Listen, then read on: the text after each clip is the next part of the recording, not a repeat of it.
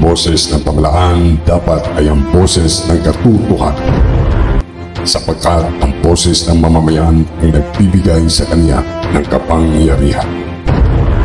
Kaya pamahalaan, taong bayan, pakinggan dito sa Boses ng Katotohanan.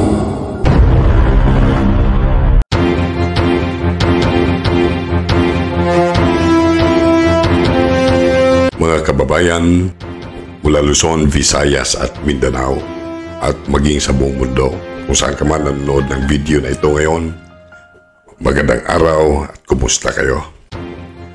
Welcome sa ating Boses ng Katotohanan 101, ang tahanan ng mga boses ng katotohanan, magiging kaagapay na pamahalaan para malaman ang totoong pangangailangan ng taong bayan patungkol sa mga importanteng napapanahong mga issue ngayon na nangyayari sa ating sambayanan. Maaring isa ka rin sa mga napakadaming mga Pilipino ngayon ang medyo naguguluhan na sa mga pangyayari ngayon sa ating bayan. Kasi ang totoo niyan, medyo magulo na rin talaga, no? Maraming di nagkakaintindihan, no? Dating Pangulo, Duterte, at Pangulo natin ngayon si Bongbong Marcos ay medyo may hindi rin pagkakaintindihan, no? Ang Senado medyo di nagkakaintindihan din daw sa Kamara, no? And napakadami pang ibang mga internal na mga conflicts na mga issues ngayon na nangyayari sa loob ng ating bansa. Ang masaklap, may mas malaking kaguluhan na nagbabanta sa buong bayan, no?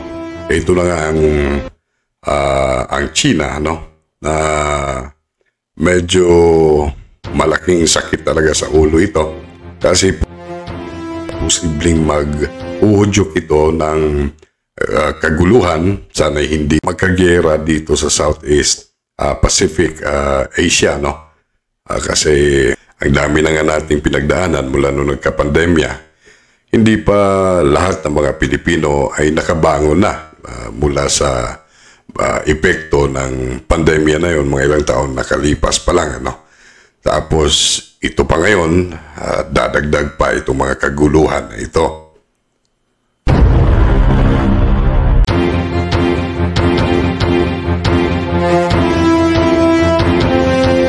Ang maganda nga lang sa internal na issues ngayon, no, kaguluhan ng ating bansa, ay purely political lang itong mga bagay na ito. Siyempre, alam naman natin lahat siguro, no, na minsan ay hindi tumahimik politika ng Pilipinas. May usaping papaimbestigahan ng ICC si dating Pangulong Duterte. Siyempre, marami pa rin mga nakasuporta sa kanya. Kaya ang taong bayan ay nag-react din, ay umiri din na hindi po pwede yun. Kasi marami din ang nagawa raw ng war on drugs at war on corruption ni dating Pangulong Duterte. Siyempre may mga human rights din ng mga advocates na gusto ring mabigyan ng hustisya yung mga sabi nila di umano ay naging collateral damage ng laban na yon. Sa kabilang dako din naman ay may mga politiko din na gustong yun, bumalik sa pwesto. Lalo na yung mga naging previous na mga hari dito sa Pilipinas. Nung nakaupo si dating Pangulong Duterte ay medyo natigil talaga ang kanilang impluensya, no, sa political na horizon ng Pilipinas. Ngayon, marami ding mga nakalaban na sagasaan ng mga masasamang loob ang dating Pangulo. Kaya yun yung isa sa mga factors na bakit ay nangyayari yung usapin na iyon ngayon. Now, dito naman sa Senado at sa Kamara, purely political, no? Ang dapat mas pagtuunan ng pansin ngayon, itong kaguluhan na being provoked by China, no? Kahapon nga lang, yung may panibagong namang insidente ng Coast Guard, no? doon sa West Philippine Sea na yung barko ng Philippine Coast Guard ay sinagasaan ng barko ng Chinese Coast Guard.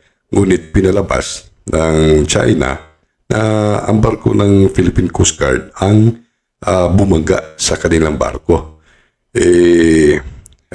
Batay naman sa video na yon, sarili kong perspective ay yung Chinese Coast Guard na vessel, yun yung humarang mismo sa Philippine Coast Guard na barko. Nung nagkasalpukan na, biglang umatras para siguro masabing hindi masabing sinadya talaga ng Philippine Coast Guard yung pagkabangga kasi humiwas nga sila.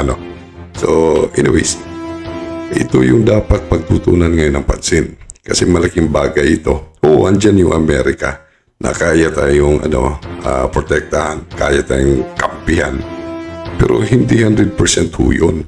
Pag nagkagera, may damage talaga yun. No question yung defense treaty ng Pilipinas at saka Amerika.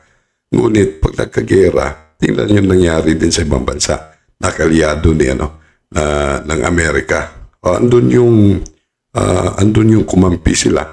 Pero wala bang namatay? Wala bang damage? Wala bang kaguluhan na nangyari? So yun yung pinakaayaw natin lahat na mangyari.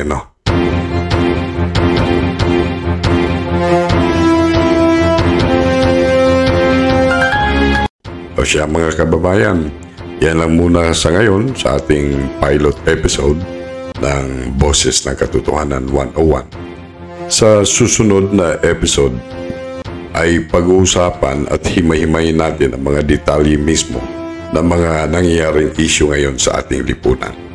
Mula mismo sa Boses ng Katotohanan.